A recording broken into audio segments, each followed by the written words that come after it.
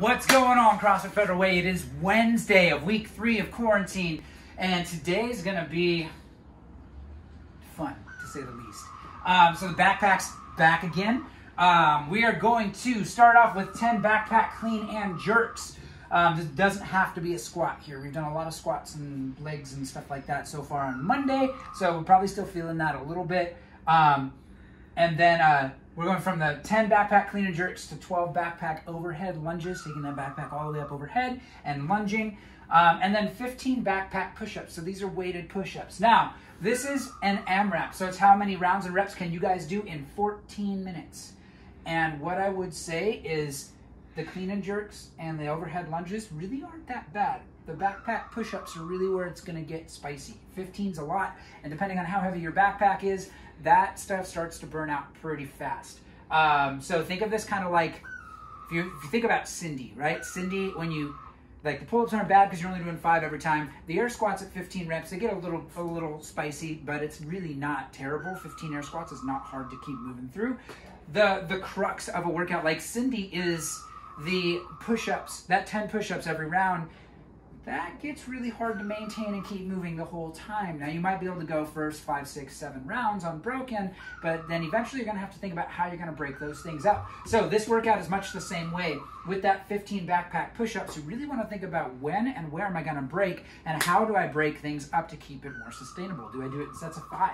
Do I break it down into 6, 5, 4? How do I want to attack that set of 15? Now, the first few rounds might feel great, but what you don't want to do is you don't want to hit failure here, because then it's a lot harder to get them back than it is to ride the line a little bit, take a rest, shake it out, get some lactic acid out of those shoulders and triceps and your chest, and then get right back to it. So strategy is going to be really important.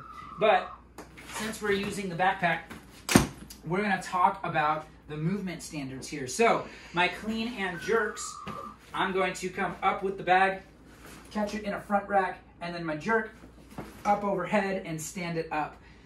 I can cycle those pretty easy.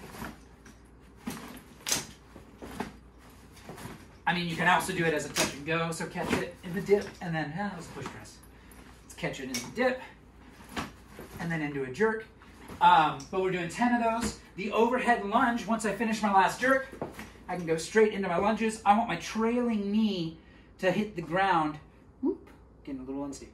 Trailing knee to hit the ground and then come right back up to standing. I can do the stationary, or if I want to be the crazy person entertaining my neighbors lunging down the sidewalk, you can do that too.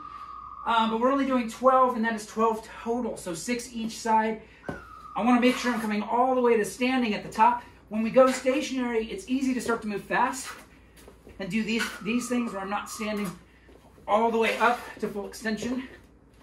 Make sure hips are open at the top of every lunge. And then backpack push-ups. I'm going to put my backpack on. And pretty standard on the push-up. Chest comes down, hits the ground, and then full extension at the top. I'm going to give myself 15 reps every round with that backpack on my back. Consider when you rest. Take tension out of your shoulders.